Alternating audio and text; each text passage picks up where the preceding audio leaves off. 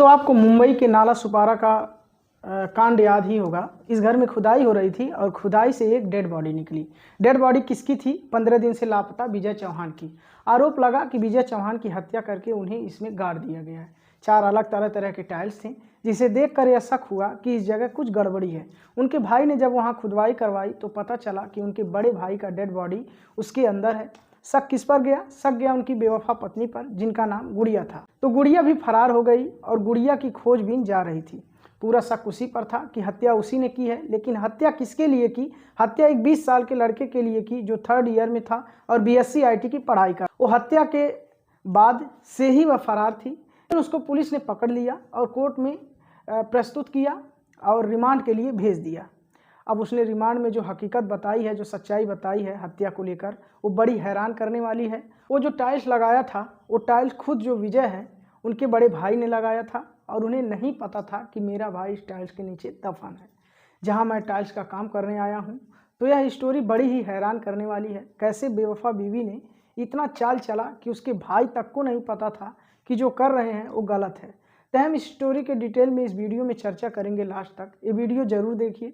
तो नमस्कार दोस्तों, मेरा नाम शंकर प्रजापति है। मुंबई का नाला सुपारा इलाका, विजय चौहान यहाँ अपनी पत्नी गुड़िया के साथ रहते थे। विजय चौहान की उम्र 33 साल है, गुड़िया की उम्र 28 साल है। उनका एक 7 साल का बच्चा भी है। विजय चौहान ने यहाँ जो घर लिया था, चौल में रूम, यह अपनी पत्नी के नाम पे लिया था और खुद राजमिस्त्री का काम करते थे। कंस्ट्रक्शन का दिहाड़ी मजदूरी का काम करते थे और एक एक करके पैसे जुटाए थे और एक घर खरीदा था और वो घर अपनी पत्नी के नाम कर दिया था। सब कुछ सही चल रहा था, रेगुलर आना जाना, और उनकी जो वर्क लाइफ थी वो बहुत ज़्यादा थी। 12 घंटे काम करना, दिहाड़ी मजदूरी आता था, थक जाता था, सो जाता था, पत्नी को ज़्यादा समय नहीं दे पाता था, पत्नी से बातचीत नहीं हो पाती थी। इसी बीच जो पत्नी है, जिसका नाम गुड़िया है, वो पड़ोस में ही रहने वाले एक मोनू नाम का लड़का रहता है, जो कि बहुत छोटा है, गुड़िया से 8 साल छोटा है और BSc IT की पढ़ाई कर रहा है। उसके साथ दोस्ती हो जाती है, दोनों रेगुलर बातचीत करते हैं। जब विजय घर पे नहीं होते थे तो अक्सर ये जो मोनू है लड़का, इसका आना जाना लगा रहता था। अब यह उसे भाभी भाभी बोलता था और भाभी भाभी बोलते बोलते दोनों के बीच में लगाव हो गया और कहीं ना कहीं ये दोनों अफेयर की तरफ बढ़ने लगे और धीरे धीरे अफेयर हो गया। और अफेयर होने के बाद वही था, दोनों ने संबंध बनाने शुरू कर दिए। वो 20 साल का लड़का या 28 साल की औरत, और दोनों के बीच में संबंध बन रहे थे। इसी बीच अचानक एक दिन विजय चौहान घर पहुंच जाते हैं और उन्हें ऐसे सिचुएशन में पकड़ लेते हैं जिसके बाद डेली विजय चौहान और उनकी पत्नी के बीच में लड़ाइयाँ शुरू हो गई थी। और उन्हें कहीं ना कहीं इस बात का पता चल गया था कि जो मोनू है और विजय, मेरी पत्नी गुड़िया है, इन दोनों के बीच में कुछ तो गलत है और यह मेरे से छुपा रहे हैं। और एक तरह से अवैध संबंध इन दोनों के बीच में चल रहा है, जिसको लेकर लड़ाई होती थी। और उन्हें लगा कि वह गुड़िया को समझा दिए, गुड़िया को डरा धमका कर बोले कि अब उससे बात मत करना, तो समझ गई होगी। लेकिन गुड़िया समझने वाली नहीं थी। गुड़िया ये फिर जाते बाहर दिहाड़ी मजदूरी करने, फिर यह मोनू को अपने घर बुला लेती थी और अवैध संबंध बनाती थी, जिसके बाद कई दिनों तक यह चला। विजय को फिर से शक हुआ। अब गुड़िया परेशान हो गई थी इस सब चीज़ों से, तो वह सोच रही थी कि कैसे भी मेरे पति को रास्ते से हटाना है। इसके अकाउंट में कुछ रुपए थे और 6 लाख का इसमें बीमा वगैरह भी कराया था।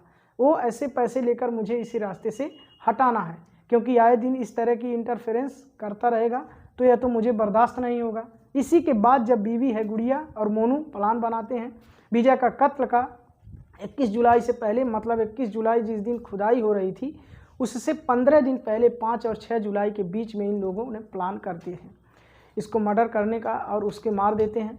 मारने के बाद उसको गद्दे में लपेट देते हैं और गद्दे में लपेट कर बेड पर ही रख देते हैं। फिर जो ये देखिए, अब सातिर बीवी कितनी सातिर है।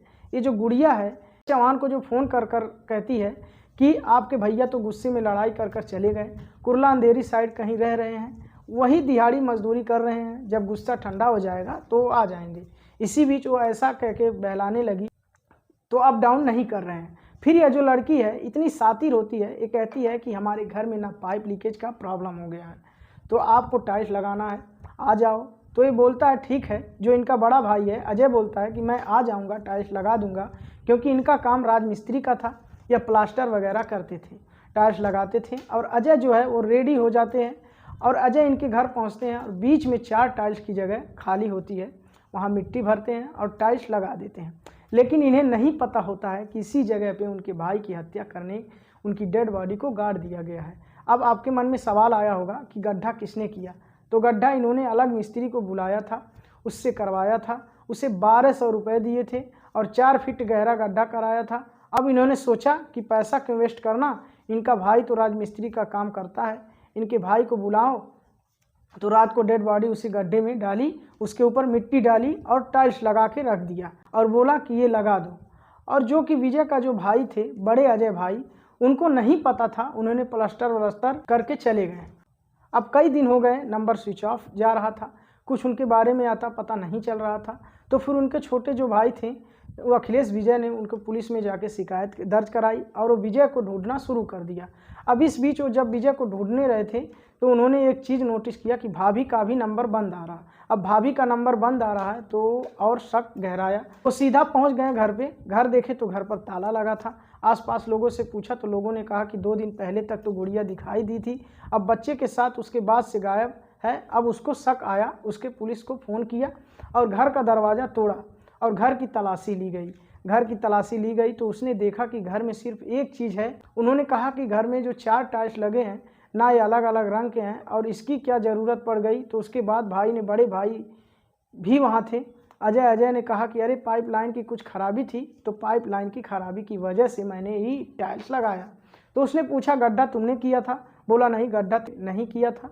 तो मैं, पड़ोस वालों ने कहा यहाँ से तो कोई पाइप गई नहीं है, तो ये पाइप की कैसे खराबी हो जाएगी। इस पर सबको शक जाता है और ये वापस से वहाँ खुदाई करने आने लगते। जब 1 फीट गड्ढा तक खुदाई होती है तो एक बनियान दिखती है, जिसके बाद सब हैरान हो जाते हैं और खुदाई करते हैं। तो उस 4 फीट खुदाई करने के बाद उसमें से एक डेड बॉडी निकलती है। तुरंत पुलिस आ जाती है, वहाँ पुलिस पूरा एरिया सीज कर देती है। उस डेड बॉडी को बाहर निकाला जाता है। पता चलता है कि ये डेड बॉडी विजय चौहान की है, जिसके बाद शक गहरा जाता है कि एक हत्या उसकी पत्नी ने की है और पत्नी यहाँ से फरार हो गई। पत्नी का जब सोशल मीडिया अकाउंट खंगाला जाता है तो पता चलता है कि जो उसकी पत्नी है वो मोनू नाम के लड़के से रेगुलर टच में थी, बात करती थी और उन दोनों के बीच अफेयर था, क्योंकि वो डर्टी टॉक्स करते थे अपने चैट में। अब ये सब चीज़ें थीं तब तक, लेकिन पत्नी तो फरार हो गई थी। उसे पकड़ा कैसे जाए? तो पत्नी अपने साथ अपने पति का मोबाइल लेके गई थी और उसका सिम कार्ड, वो सिम कार्ड क्यों लेके गई थी? बैंक से, एटीएम से पैसे निकालने के लिए। ओटीपी आता था, वह ओटीपी के लिए उसने अपना मोबाइल ले गई थी। उसका सिम कार्ड और अपने मोबाइल में डालकर बार बार ओटीपी के लिए वो स्विच ऑन करती थी। उसने पुलिस को लोकेशन दिया और पुलिस ने जो गुड़िया है उसे अरेस्ट कर लिया।